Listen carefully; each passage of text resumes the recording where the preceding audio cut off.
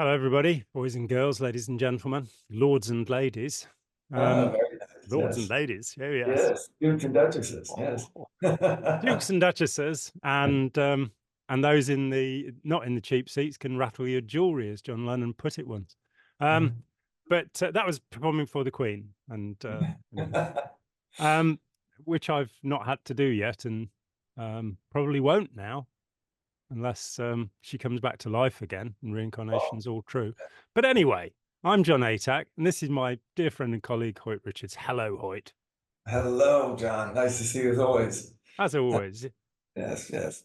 So Uh, go ahead, introduce the topic, and we'll see, yeah, we'll kick it we were around. just talking about this a little bit before we got online here, and I thought truth bias is a great description, topic, because a lot of people I don't think are even aware of it, even though clearly it's something that we have that's kind of inherent. Kind of, it seems to be kind of a primal directive or primal hard wiring to our psyches that we just as a species, when hearing what someone else is telling us, we just instinctively want to take them at their word. And the idea that this person or any person could possibly be deceiving or manipulating or misleading us with whatever impression we're getting is something that doesn't readily cross our minds. I mean, it's one of these things. I try to go through my life having had the experience that I've had with some healthy skepticism, but I also really love the fact that that I have a trusting nature because I do want Mm. to kind of think of the best of people and give them the benefit of the doubt and kind of hope that that is a larger component of the world than those who don't. But I think until you look into truth bias and become aware that this is something that's kind of innate in all of us, it's something that's very easily exploited and we can be manipulated. And so I think it's a fun topic to talk about.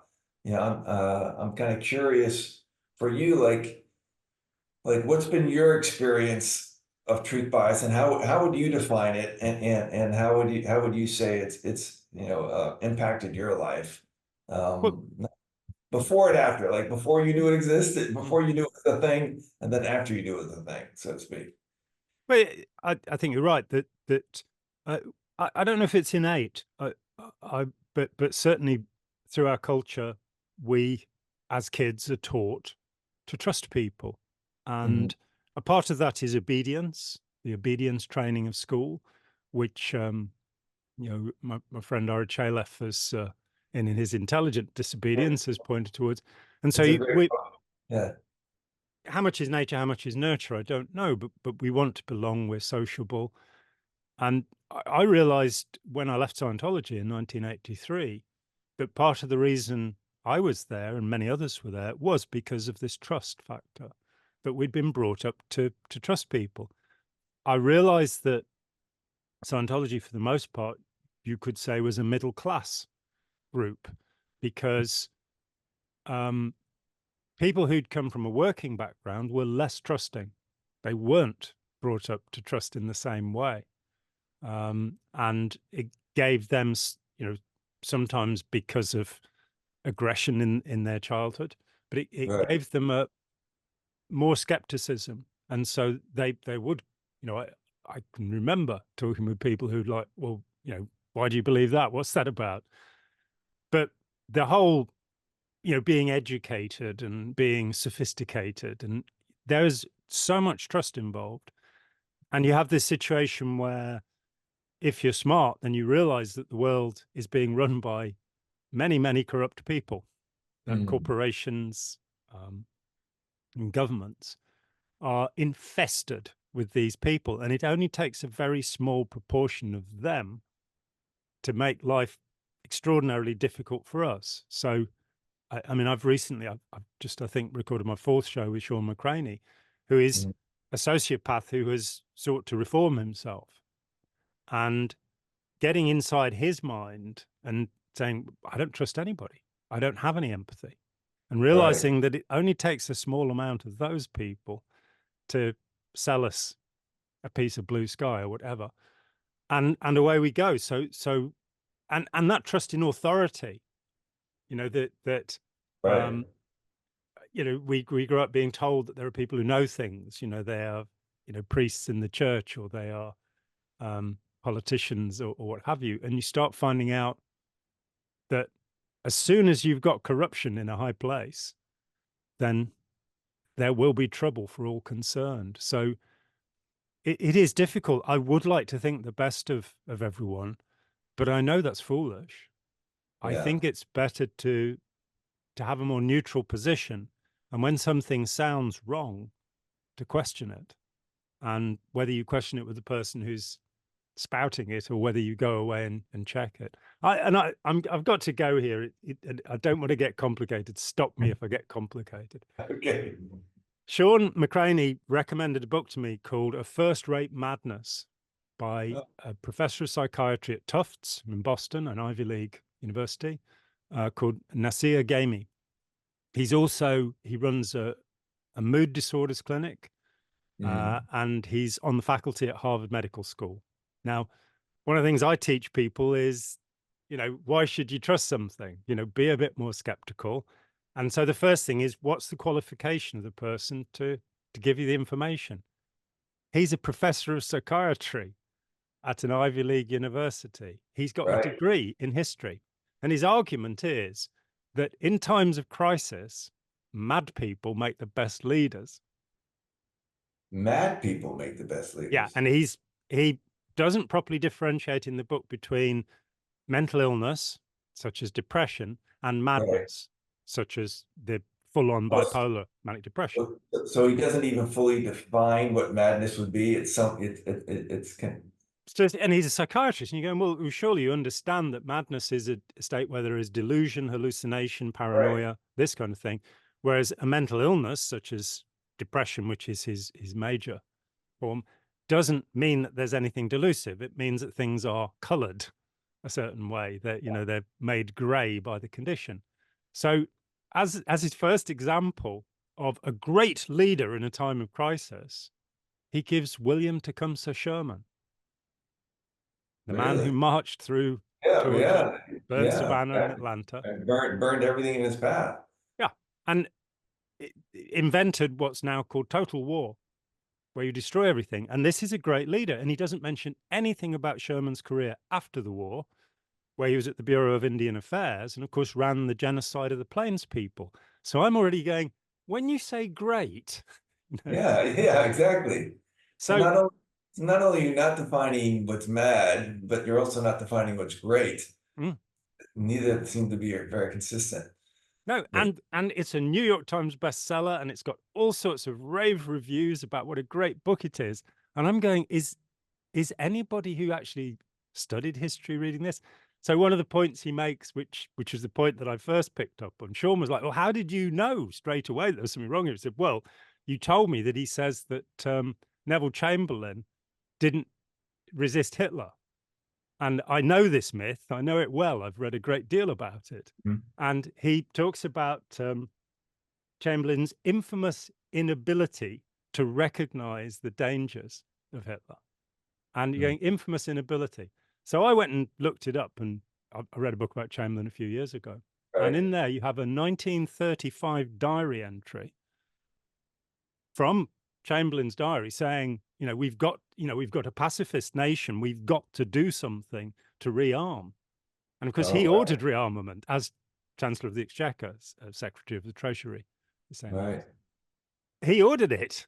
And where the whole of the Labour benches voted against rearmament, he led rearmament. It was him that decided we had to have fighter aircraft. And Churchill, who was out of government from 1931 onwards because he didn't like the idea of home rule for India. He wanted to keep the Right. empire whole. That was what Winnie was up to. So he'd walked out of government and had no real voice. And they've got this myth about him being the only member of parliament who's complaining about Hitler. And you're going, this is a fabrication. And this guy writing this book has a degree in history. So And it is I mean, it's fascinating because it makes me even think about what they're claiming, and I think it seems pretty accurate. Is a lot of the issues with the AIs that are out there right now, because when you consider the way like like these chat GPTs and these big what they call language model AI, large language models. Yeah. large language, right? So what they're doing, they're asking, which is a huge ask, they're asking this machine to swallow the volume of information on the internet, which is a massive ask, right? But the biggest problem with that is the majority, the vast majority, I think it's as high, and I don't think this is inaccurate, I think it's upwards of 99% of the data that is on the internet is biased or inaccurate.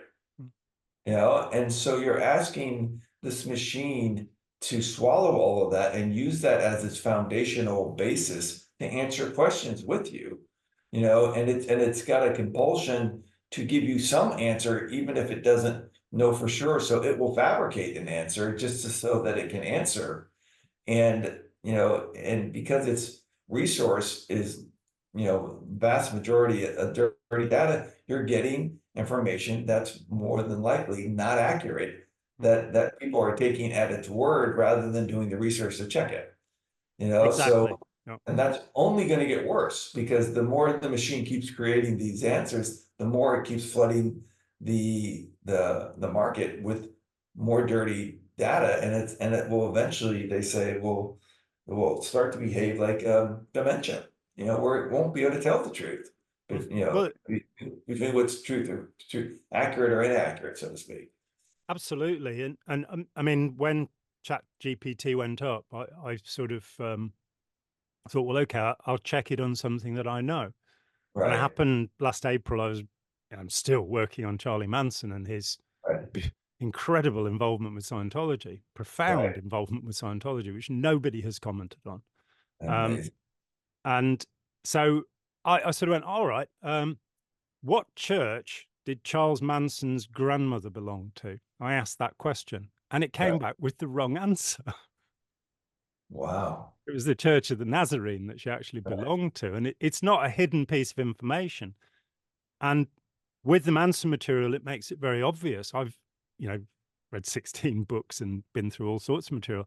There is so much that's not true. There is so much that is repeated and carried on from one book to the next. And you can trace it from the point where an author got it wrong through to the absurdity of, say, Tom O'Neill's Chaos, which was Right. what got me started, where he's attacking, my late friend Jolly West, who I did not know well. We met 4 times. We spent a few hours together each time, but he was thoroughly helpful.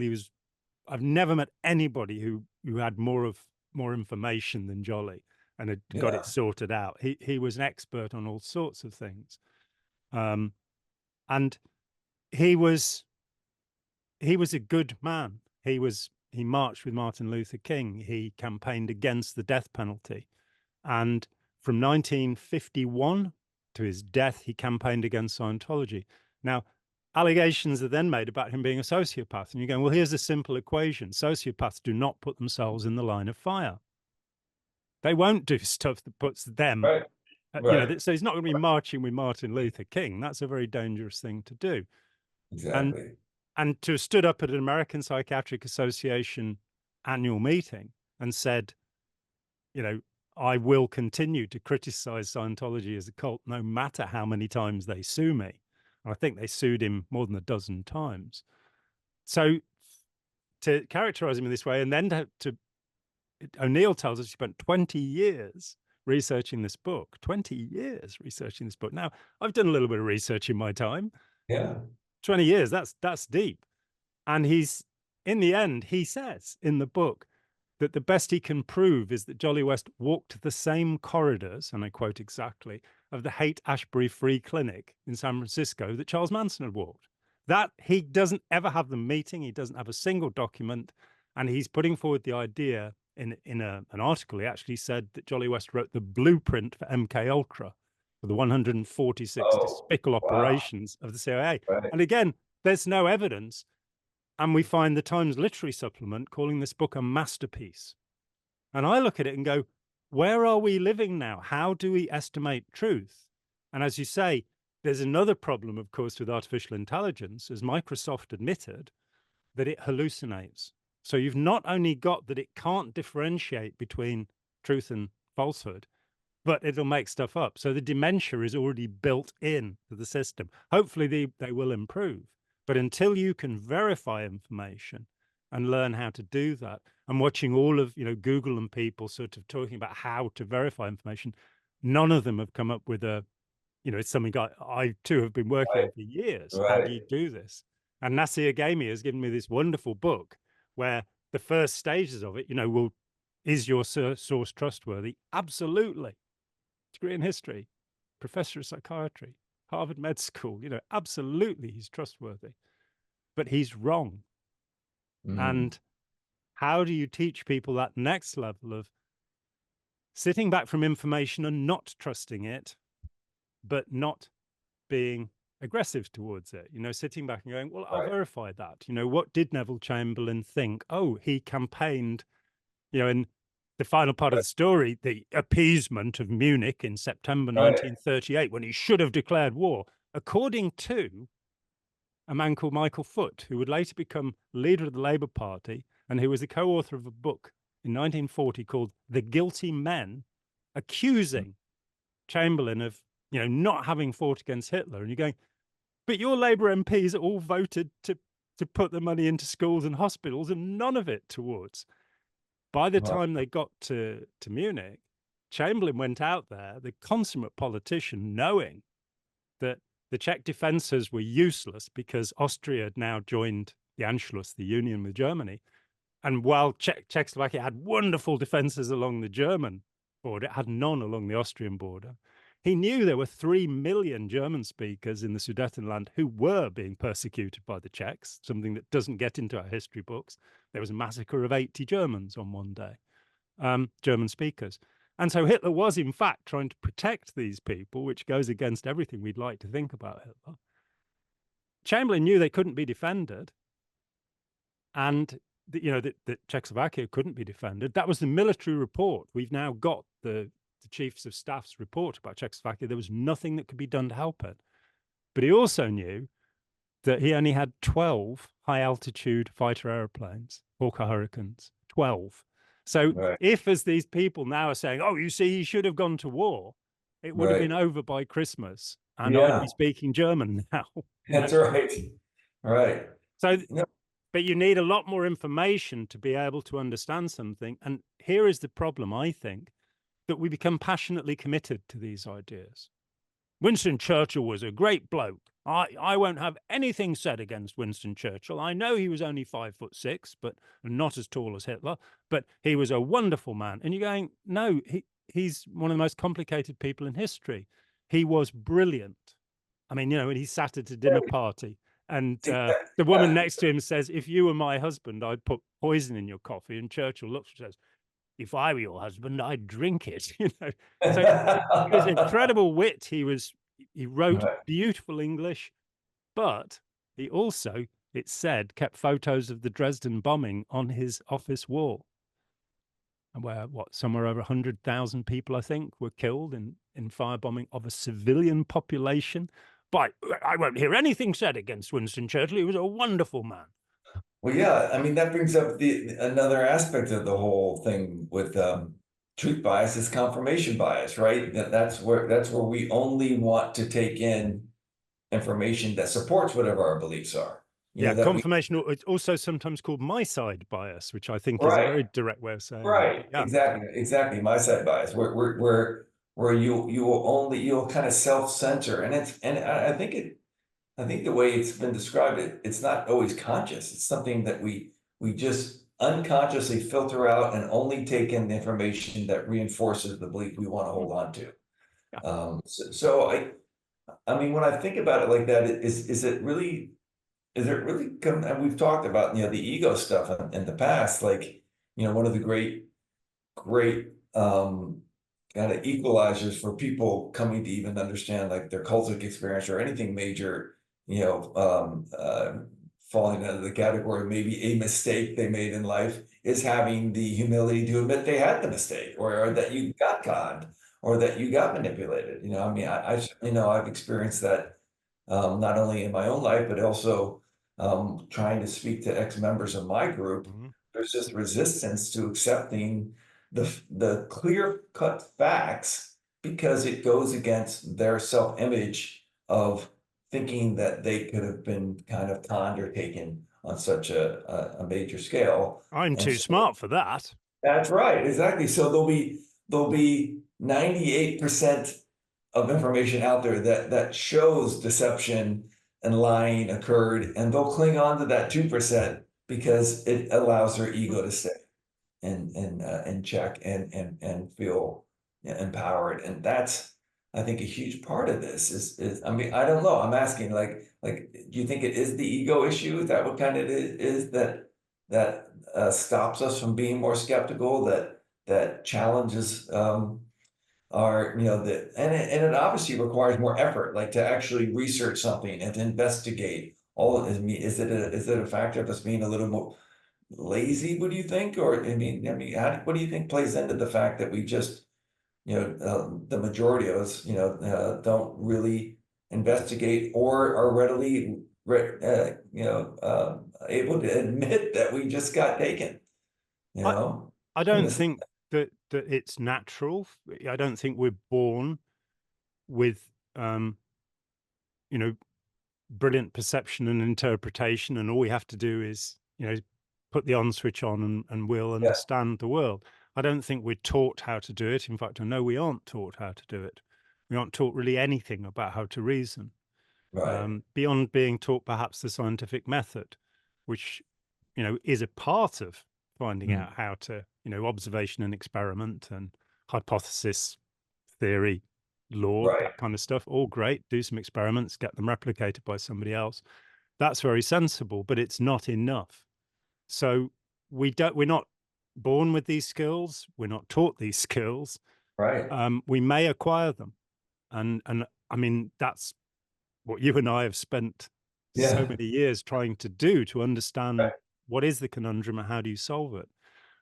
There is and there are certain fundamental ideas. One of them is William James' idea of the feelings of knowing, the feelings of certainty. Oh, right, exactly. What I've just But said about Jolly West, we will inevitably get a couple of people commenting on this saying, Jolly West worked for the CIA. I mm, know it. And every yeah, time somebody says that, I say, how do you know it? Do you know it because it feels true? Or do you right. know it because if you have evidence, share it with me? And I very frequently challenge people to, well, just tell me what it is you actually know. And usually it feels that it must be so. That and understanding that in ourselves, going I mean, I did a video about 4 years ago called something like am I certain about that? Or Right, right. and we've talked Yeah, about it before, that absolutely. so how do we sort that out? And I think there's something that maybe is even more fundamental in the sense of ego, which is a kind of a difficult term in and of itself, Yeah. because different schools have different views of what it means. It means self in Mm, its origins. um it's a word for I, ego. mm, mm. um and a few years ago, this thing that got me as soon as I left Scientology. It was like, well, I'm showing these people that he's a Right. liar. He says this Yeah. thing here, and he Right. contradicts it here, and they're Right. saying, yeah, well, he had two bodies, or there's some Exactly. Yeah. incredible reason for why this is true, and I couldn't understand. It's like, look, this is in front of your face. It's a hand. See, and they're going, no, no, no, no, no, Yeah. no, that's not a Yeah. hand. And I'm kind of, how do you get the obvious over to people? How do you get people to look at what's in front of their eyes? And a few years ago, having labored with this problem for decades, I went, Right. oh, there's something I hadn't noticed. If I accept when you say that my perception and interpretation of the world is not correct, if I accept that, where does that put me in terms of everything I know? And it challenges, and then you get cognitive dissonance. Right. The whole Yeah. world starts wobbling. If and it's something that's very evident, say, with racism and with Yeah. the gender problems that people have that Right. we get funny about. That when you challenge somebody, there was in Ken Burns Jazz, there's a white jazz critic, quite an old guy in his 70s, even older than me. And he says, I was brought up in the South and we were taught that black people were an inferior species. That's what we were taught. And then one night as a teenager, I went into a club and there was this man called Louis Armstrong playing Mm, there. And it was the first time I'd ever seen a genius. And right. I, all of my, how can this be true? My whole life, I've been brought up to feel that these people are sort of somewhere between the apes and white Yeah. people. And the Right. only person I've ever seen who was an undeniable, undoubtable genius and probably the most influential musician of the 20th century was this very black man, this Right. wonderful man, Louis Armstrong. And so the cognitive dissonance can fracture. You can see that, but then finding out how these prejudices are maintained and how anything that's strange to us, anything that's unfamiliar, we get xenophobia. We Yeah. we don't like things that are foreign, that are odd, that are different. And learning to embrace those things and bring, cross our cultures over, mix things together so that we can create something new is fundamentally how the arts have moved through the centuries, by accepting the other, the stranger, the new idea, rather than we keep on doing it the same way, year in, year out. Exactly. I mean, it's really like, it makes things more complicated, right? And more challenging and more difficult. And I think there's a resistance to that because I think, it's one of I certainly look at my, indoctrination into my cultic thinking, that I was falling prey to shortcuts, which I would describe as them making bold statements that I just had to accept as truth with very little investigation, right? They were the And authorities. They right, knew. exactly. And I liked the way it sounded, and it certainly in some ways simplified my life. I say, oh well, this is just the way it works. It's like it's as if someone says, well, here's the rule book, here's the do's and the don'ts, just do the do's and don't do the don'ts, and you'll be okay. And I'm like, oh, awesome. And so you don't recognize at the time that it's really a form of manipulation. You think someone's trying to help you out, and Yeah. someone, give quite often it's also added to the thing of saying, well, because you're special, or because you're unique, or because I recognize the potential in you, I'm going to give you the manual on how it all figured. I did all this work for everyone, so I've figured it out. And here I'm going to pass it on to you because you're special. And that feeling of thinking, because I'm being kind of chosen on some level, that I don't have to suffer through what the normal tribulations Hoi and polloi. complications of trying to figure it out for myself. Mm. But clearly life is about us figuring it out for ourselves. And there's such a pull into, whether you want to call it like peer pressure or groupthink, or this thing of like, it's just so much easier to go along with what everyone else is doing and not resist the kind of the mainstream way, so to speak. And I think it's just something that if you don't pull back and at least try to get that 10,000 foot view of our life or our world, you just don't see how just going along with the flow can be really detrimental to not only ourselves, but just the way we even perceive what we're seeing. Mhm. It just colors everything. But I know for me, it's like just knowing that was a tendency in most people, and myself included, and was helpful to at least say, oh, I can't just take everyone at their word anymore, even though I want to, and even though I'd like to, I need to somehow develop a mechanism where I just keep some idea that, of skepticism, that maybe this isn't accurately being portrayed, that there's a chance that, something could be happening here that I should be aware of, and I should always take the time to reevaluate, maybe do some research, and consider the fact that what I've experienced or what I've been told might not be as, taken on face value as I think so. Yeah. Yeah, and I mean, in a culture that's very individualistic, that we're a very selfish culture, the Western culture, where Asian cultures and African cultures are, and Aboriginal cultures are more inclined towards the family, through to the sense, when you look at Japanese culture, that if you have disgraced the family, you have to kill yourself, and that gives the family back its honor. So, but there is this idea that you're part of this continuum, the family. Whereas in the West, it's, grabbing as much for yourself as you possibly can. I have a close friend who's Jewish, and he was very surprised that he said, in my culture, if somebody makes some money, they spread it through the family. It's immediate. It's Oh, part of wow. our culture going back. Whereas in the Western culture, you have this thing of, well, it's mine. And I'm Bill Right, right. Gates or Warren Buffett or Yeah. what have you, and I've got this huge pile of stuff. It belongs to me, and you know. But I think in that individualistic culture, one of the things that doesn't happen is us becoming individuals.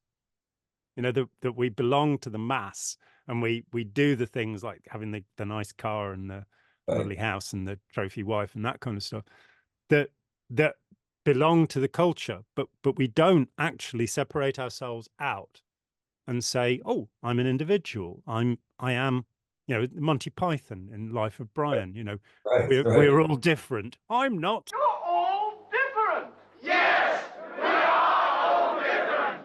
I'm not.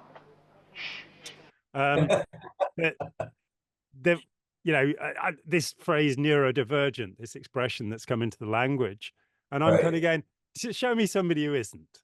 Show Yeah. me who's somebody whose brain is normal. Yeah. We're all to some extent neurodivergent, whether it be, you know, my lovely wife, she has colors for the days of the week. Every day of the week has a color for her. And she said this a few days ago. She was off with her sister, and she said to her sister, and they've known each other a long time. She said to her sister, do you have colors for the days of the week? And to her amazement, her sister said, oh, yeah, Monday's black and Tuesday's this. And I kind of look at that and go, I'm sorry, that makes absolutely no sense whatsoever to me, because that's not how I see the world. So realizing that we are different, that we are individual, and rejoicing in that, being able to say, yeah, I I I like truffles, or I like 85% chocolate, Right. or I like chips, or I like lobster, or I like whatever it is you like. That you don't have to be part of the mass. What will make you special and wonderful is how you differ from others. And so developing your own interpretation, understanding the limitations of our perception, but being able to sit back quietly. My mum had this thing that people thought she was very saintly, and she wasn't. She just learned how to bite her tongue.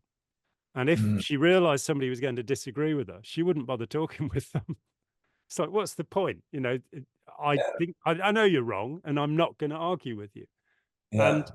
but having that quietness in yourself, where somebody says something that's ludicrous, and rather than going, oh yeah, he probably did see a hedgehog flying, it's Right. probably the only time it's happened, but he probably did.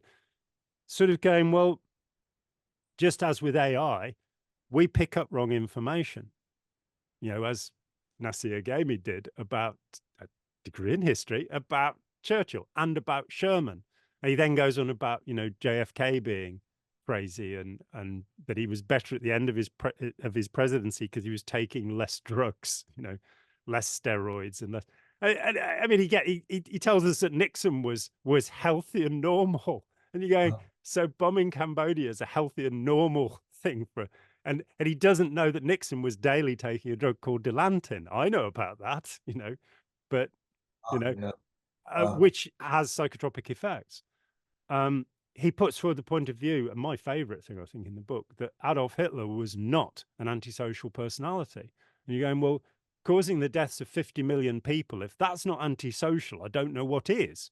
You know, Yeah. how are we defining these ideas, you know? And so understanding we can have wrong information, and that anybody else can have wrong information. And rather than trying to defeat them, we might be able to persuade them to think about these things. It's where Socrates was quite good. This idea of, yeah, well, if you think this, what about this? Not being hostile, not being aggressive, but getting somebody to think about these thoughts, and then every now and then going down to the evidence and saying, 12 high altitude fighter planes. You want to fight with the German Luftwaffe now? Well, you know, what's interesting is when I 'cause I was doing a little research in something else and I came across this, there was this study, apparently it's like an Oxford guy named Pentasi and Klein and Kissing, and they basically said, they led a study, I'll read it they led a study of a group of participants acting as jurors, in quotes. Mm. They presented the participants with information pertaining to 2 criminal defendants and with the information on the sentences that the defendants were given before asking them to come up with the appropriate prison term and determine how dangerous each defendant was. Mm. Participants were also told that some of the information that had been given was not true and were told exactly which pieces of information weren't true. The question studied wanted to answer is whether participants would appropriately discount the false information or would it influence their decisions. And of course it did. Yeah, ultimately the study found that people who received negative information about the defendant were influenced by it even when they were explicitly told it was not true. Mm. And even more strikingly, the study was able to quantify the impact of memory, identifying that participants tended to misremember false evidence as being true. Yeah. So there you're being told, right, that this is not true. And yet there's a resistance to accepting that. So I think that's a fascinating thing to also apply. And I guess that probably comes, you know, that's where the confirmation bias aspect of it comes, you know, or, you know, like I said, then you mentioned earlier, just the fact that it complicates something, there's a resistance to deal with the more complex. So you keep trying to distill it into something more simple and just say, well, I'm just going to go with my gut, or like you said, the feeling I have, and just how dangerous that is for ourselves, you know, and how we're and to each other if we can't really even take, you know, someone telling us something. Oh, just that thing I just told you. Oh, that's inaccurate. Well, no, I kind of like what you just told me. No, but I actually found out that's not true.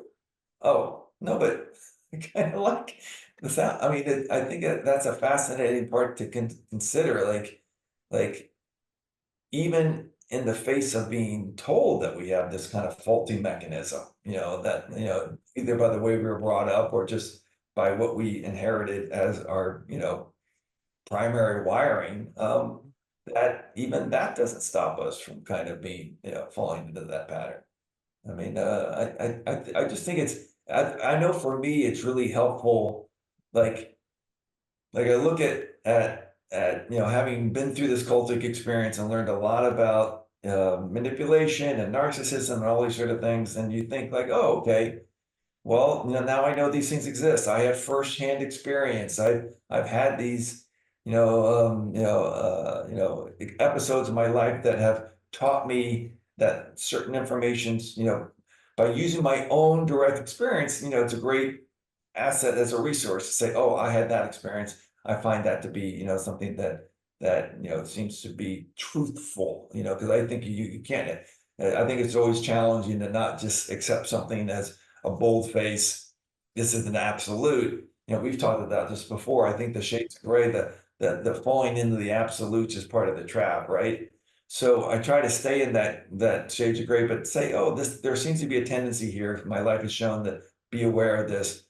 And yet I can still fall prey to those narcissistic personalities because they are very tricky and savvy and sometimes, you know, just don't present themselves as that. And if I, you know, experience that feeling of, oh, this person seems like they're really looking out for me, or they're that I just fall into the trap again. And so it really seems to be this constant work in progress, that I have to check myself and be vigilant. Like, just because I have a trusting nature doesn't mean I'm going to be smart to trust everyone every time, and that's really difficult. I think it's like Scott Peck said in The Road Less Traveled, the first three lines, life is difficult. Like it's hard to sometimes accept that it is complicated, it is complex, and we don't really get to a point where we get to coast. It just seems to be a challenge. Mm. You have to be vigilant. What do you Yeah, think? I think that's true. And a lot of what is sold in pseudo religions, cult groups, is this idea that you'll achieve a state of bliss, you'll achieve a state of equanimity, you'll be able to deal with everything. And the Yeah, reality is that the river will keep moving, and you've got to swim yeah, because otherwise you'll drown. Um, and I mean, so much that um, one of the problems with the jurors is the first impression rule. That right. and we do need to be wary of this, that we tend to believe the first thing we're told about something. Yeah, And it's exactly. very hard to dislodge that. And learning to do that, learning to enjoy the cognitive dissonance, to say, oh, this is interesting. And that it's things are giving us a bad feeling. It gives us a bad feeling to disagree with our tribe, with our family, with Yes, our group. And so you get loyalties that become horrifically dangerous. We've talked about genocidal murder and the right. gathering together of people who did it years later, going, "Oh, those are the great days," wonderful things. You also have something that I call the unquestionable assumption, and I went out and started my exit counseling career back in 1991 and had the most horrific experience. We were followed by 7 carloads of Scientologists who we had 4 days with this young man, Wow. and they didn't find him, but they found us. And so we had to escape them every day. It was like, being in a John le Carré novel pursued by the Marx Brothers because of the incredible incompetence of Scientology's Office of Special Affairs. But we got away with it. But I came back from that for the first time in my life, having had 5 consecutive nights where I got only 3 hours sleep. Something that's quite normal sadly, for members of Scientology's the organization, but was not something I'd ever experienced. And I was all over the place from this awful experience. And I Yeah, found myself going, this thing just bubbled up. It was like, I believe that I should love everybody. I was taught as an infant that I should love everybody, that, Jesus and you've got to love everybody and all of this. And I had 3 days of wrestling with that one thought and going, yeah, of course you do. Of course you do. You have to. You have to love everybody. That's the law. That's the way it is. And at the end of 3 days, I finally went, no, I have the right to choose. I will choose not to hurt anybody. That's yeah, the best I can offer. Nobody is actually deserving of my sacrifice, of my love. So that's, and that differentiation. And I realized that what I just dealt with was an unquestionable assumption. And we Mhm. run on these things, these ideas that, you know, Exactly. And I think our only real defense is just to be aware of these tendencies and to be yeah, aware. Yeah, like that's, I mean, because if you're not exposed to them in what I can only describe as a kind of a clinical or scientific perspective, there's just a kind of, whether it's a resistance or an obliviousness to accepting that that could possibly be something that is occurring in our mm, lives. I just think, it's one of the things that, and just like that study is saying, that there, even when you're told that this evidence is incorrect, there's still a resistance. Like if you don't, if you're not given that type of information and examples of this is what we do as being someone in a body, I think it's just hard to believe. And because it feels so like I look at like the way a typical thing cultic type groups will talk about is unconditional love. And that sounds fantastic, right? Oh, I'm going to get to a place where I just, like you just said, I'm going to love everybody. And, and I think that it's such a powerful, again, another absolute that we lean into that thinking, oh, wouldn't that be marvelous? Mm. And then, and even the group that's presenting this to us is bereft with contradictions of that all the time. It's just like you said, saw in Scientology, and I saw in my group. Mm. Once someone either left or got kicked out or whatever, man, you got demonized. Mm. And not our group, not unlike the way Scientology operates. It's not that you just maybe shun them or said that. No, you went after them and tried to make their life worse. Mm. So where's the unconditional love in that? And so I just think it's these things that I encourage people to look into this type of information, because our only defense is to be aware that it happens. And it just, I think you bring up a great point of, unless you were kind of brought up in a way that I would only call like really taught you street smarts, like if you had to grow up under great challenges of just not knowing where your next meal would come from, or whether you're going to survive the next day, then I think you develop a probably really healthy skepticism that the world isn't a beautiful, kind, friendly place all the time, and you have to be on your guard and be aware, and people could betray or hurt you or try to kill you, whatever it may be. I think, yeah, then that type of individual having that kind of upbringing would probably have a very healthy skeptical point of view.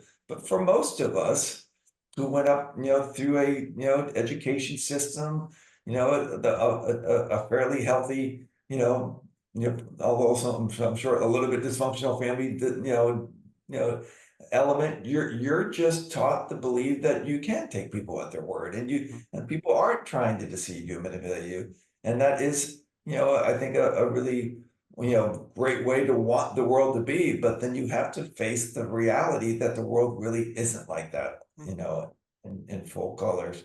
And I think, if you don't get yourself that information, you're really kind of putting yourself at a disadvantage unconsciously, and so it's something that I think, I don't know. I mean, I know your friend's book, Civil Disobedience, is a great book. I mean, is there other sources that you would say that Intelligent disobedience, civil disobedience is a good idea too. Yeah, Ira Chaloff.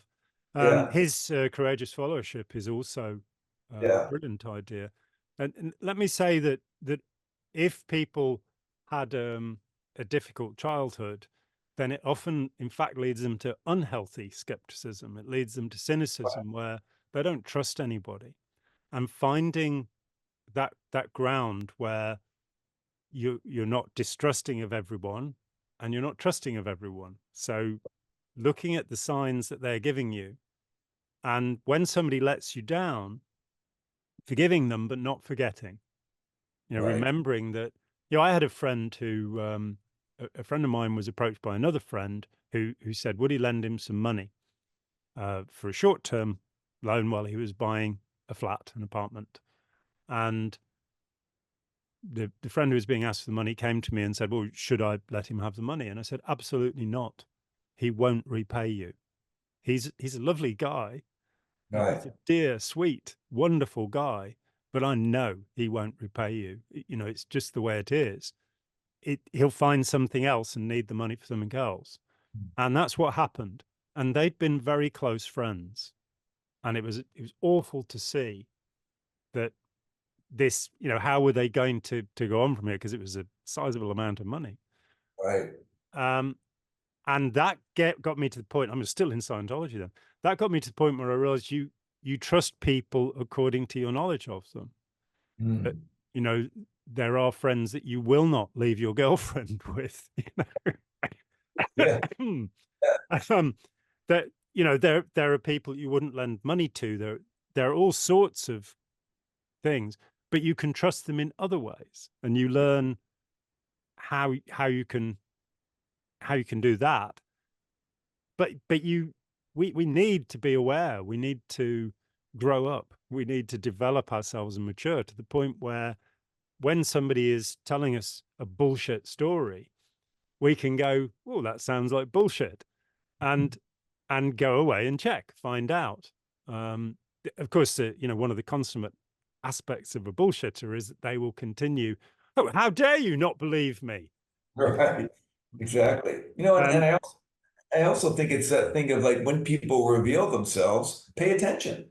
Like Yeah. even though we liked the self-image we had of someone that we considered that we're close to, or we put in maybe an authoritarian position, and that's been a comfortable relationship because we found that more, fairly consistently they were kind of a voice of reason, maybe of some sort.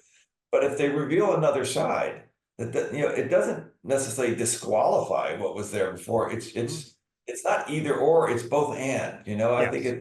I think that's the challenge is as we go through life and people reveal themselves, pay attention and add it to the mix. Don't feel you have to kind of throw the baby out with the bathwater every time, but pay attention. And I say this as something I struggle with as well. Like it's not easy to do, but I find myself saying that to people more often than not because of what I've learned. Like, yeah, when people reveal themselves, definitely make note and pay attention. Yes, absolutely. And keep all of the information there. What is good about this person and what, they may be able to transform. As I say, with the conversations I've had with Sean McCraney, it is wonderful to talk with somebody who's saying, I realized I was a sociopath and I realized that was no life, that it isolates you. It isn't a good way to be, to feel contempt towards everybody. He's, he's a highly intelligent man. He was a stock trader. And he's somebody who twice a week would go out to get into bar fights to hurt people because he liked that. And, sex and drugs and rock and roll were a major part of his lifestyle. And then one day he realized this was an awful way to be. And he's, that was 1997. But he is somebody who shows you that there are people out there, a small percentage, we're told about 2% of people are psychopaths, sociopaths, whatever word we want to use for that, antisocial personalities. Unlike Hitler, of course, who wasn't. He's very social, a lovely man, much misunderstood, and a fabulous dancer. Sorry, great painter. A whole apartment, 2 coats one afternoon. We've gone off into Mel Brooks territory here suddenly, or I have. That only a tiny amount of people are this way inclined, but they can influence everybody else. And when we give them power, looking at our crop of politicians at the moment, I am not very impressed. No. I can't see anybody I'd particularly want to vote for. What a terrible situation that is. It really is. I mean, I don't follow enough of world politics, but I don't even know if there's any politician I've ever heard anyone recently. And I mean, and I'm talking, going back at probably even a couple decades that really feel like, oh, that person really was a stand-up person. Bernie Sanders. Yeah, maybe. I don't know enough about him, but he's the only I don't person know who's been. about him either. Yeah, I know some people that have spoken strongly, but yeah, it feels like that there's just no one you'd want to vote for, and I think that's a pretty sad analysis of where we are right now. And and maybe this is a point of pendulum swing. Maybe this is a point where, because I do think that for the most part, the overall conscience of humanity has greatly improved in the last 200 years. Don't send 4-year-old kids up chimneys, no matter how annoying they are. We don't send them down mines. We think child labor is a bad idea. In the last 2 decades, we've started to face the problem of child abuse and do something about it in some of our institutions. So these are important changes, and I think having that understanding of what a better society would look like, but looking at the inertia of politicians over pollution, let alone climate change. Let's just look at pollution as an issue, that we're still pumping sewage into our waterways. We're still pumping toxic chemicals, and after the banking crash in 2008, what was done to make sure it wouldn't happen again? Nothing. Oh, we just gave them a load of money. Yeah, the people, the bad actors just got, Christmas bonuses, that's what they got. Yeah. So, but I think I think there is enough public indignation so that and we saw in France that with Emmanuel Macron, who's not somebody I admire, but we saw that within a year, it was possible to put together a political party and have a president and I think 80% of the assembly, just throwing out the old parties and the old way of doing it. In the US, it's a bit more difficult, though the web may make promotion rather easier, as the Trump found in his two campaigns. But you need $1 billion to stand for president. Well, that's wrong. That's not democracy. That's plutocracy.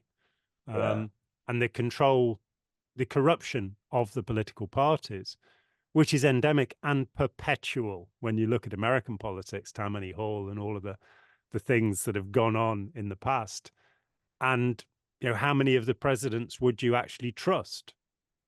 But apparently Richard Nixon, of course, was healthy and normal, and so we should have trusted him, probably. No, I think it really is a point you made earlier, which really resonated with me, is we just have to become more comfortable with the cognitive dissonance that comes with accepting that things are just infinitely more complex and complicated than we want to see them at first glance. I just think, we just have to find it within ourselves to recognize that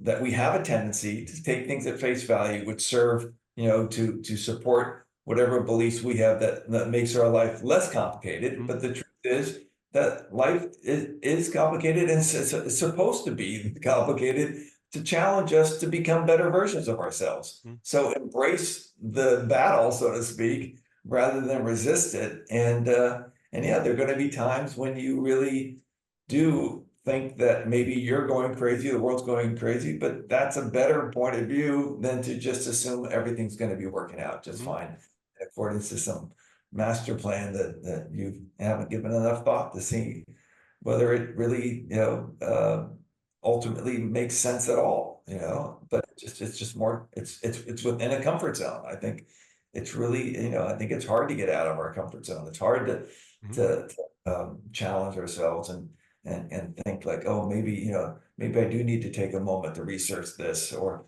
not just accept it because it just makes my day more simple and easier. Like we're saying about politics. I mean, my God, I feel like if someone had really strong moral fiber, they'd probably get squeezed out of the system early on. If you don't play along with the game of corruption, they'll find a way, to squeeze you out, whether fabricate something about you or just, not let you play in the games they play because you don't go along with with the existing system where people are just seems to be inherently corrupt.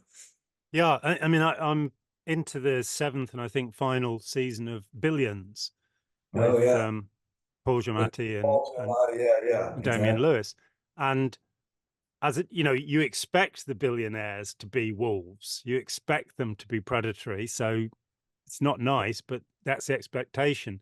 Then seeing the Chuck Rhodes character, brilliantly played by Paul Giamatti, as Paul Giamatti is always brilliant, no exceptions to that, but that you're looking at somebody who's convinced himself that it's okay to be criminal within the system, to catch the criminals. And so it just, and it's that kind of, okay, let's change this one thing. Let's look at corruption. Let's say that's the problem in our world.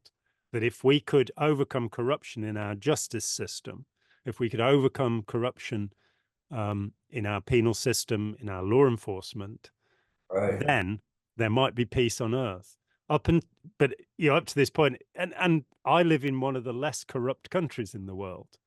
The Metropolitan Police, the largest of our 40 or so police forces, every 10 years have to dump about 10% of their officers because it's found that they're raping people, or, there's a policeman convicted in this country every 5 days of a serious criminal offense.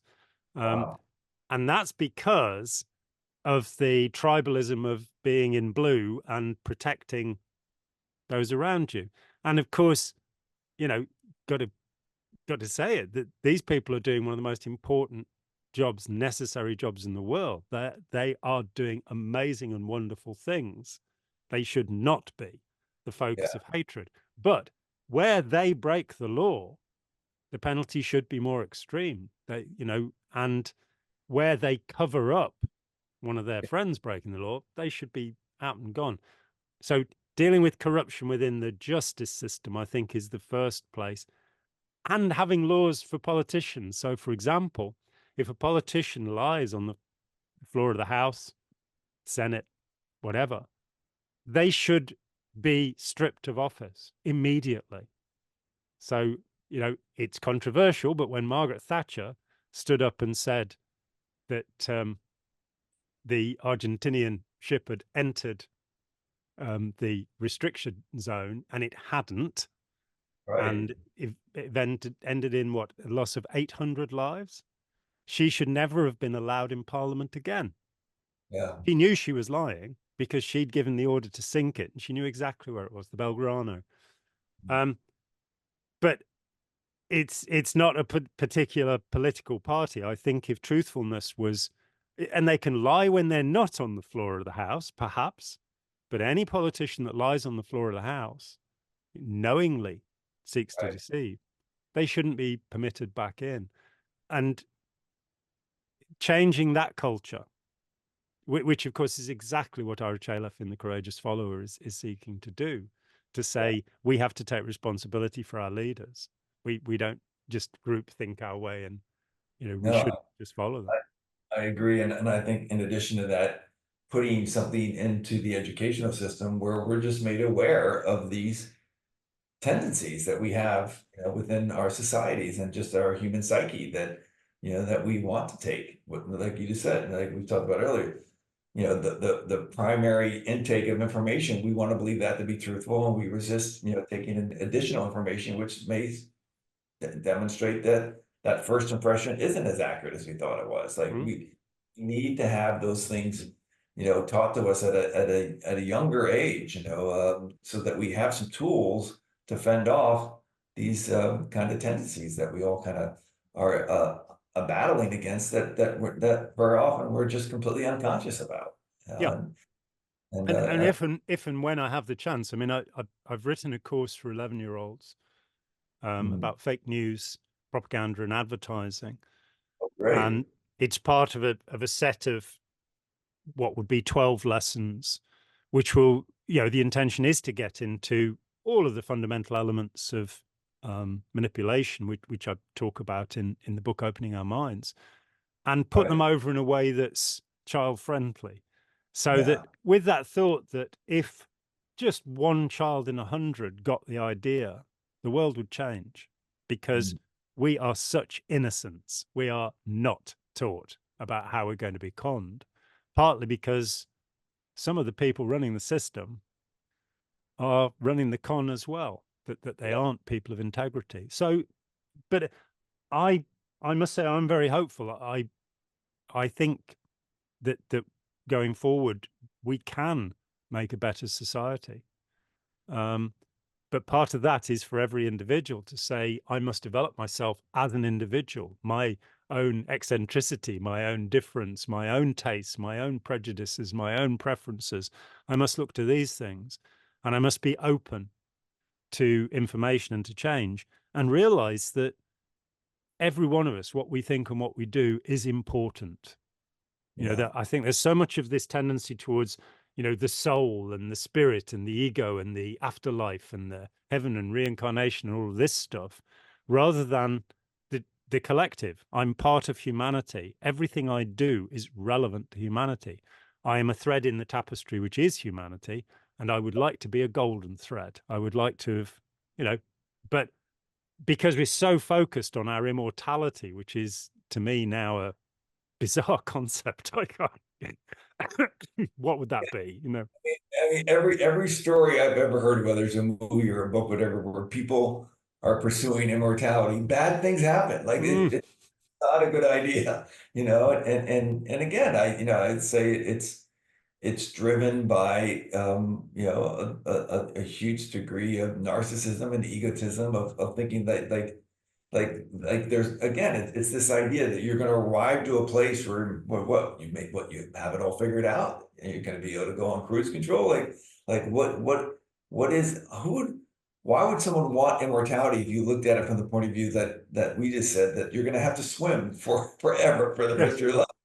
Do you really just want to swim, or do you think you're going to just be able to sit on the rafts and coast? No, life is clearly demonstrated. You just have to swim the whole time. You're not going to get to the place where you just get to the beautiful island and you're surrounded by the great weather, and that's just not the thing. So yeah, I think all of that is not a good idea, and it only demonstrates a kind of what I would say is a lack of awareness that this is just a school, a temporary school to teach, and to, you know, the more that we can embrace the fact that the fact that things aren't the way that we wish they were is part of the teaching. You know, that the fact that we wish they could be different, and even if they're battles we know we can't directly impact, it helps us create some sort of moral compass to try to get ourselves through life. Like, I don't agree with the way this is happening. I don't like, you know, when I find out that this is going that way. But I also know, you know, with humility, that it's not a fight that I can impact. So I can't let it ruin my day, but it helps me form a point of view to hopefully guide myself in a moral compass in a way to kind of make my way through life. So like you just said, that I have an individual point of view. I know how I feel about myself and the world, and I am, you know, implicit to knowing it's individual, and that's okay, and that should be something that should be nurtured and encouraged. Yeah, absolutely. And possibly on that point, we should conclude. I think we can, yeah. I think so. Well, that was fun. Yeah, I think it's I just I think this is these type of conversations, and reminding people that we just the more we learn about who we are and how we're wired, the better off we are to interpret the things around us in a more accurate way, because it's tough out there. It's hard, you know, and you don't realize you've got these unconscious things happening. And a lot of times the world doesn't make sense when there is an opportunity to kind of see it maybe a little bit more, you know, clearly. Yeah, and make some contribution to it, that you know, be part of it. I think so much of the mental illness, the upset and the distress in our culture is people not feeling that they're contributing anything. Yeah. And you know, we are fortunate because we had these awful experiences. We are able to help people not have these awful experiences. So it gives worth to our lives.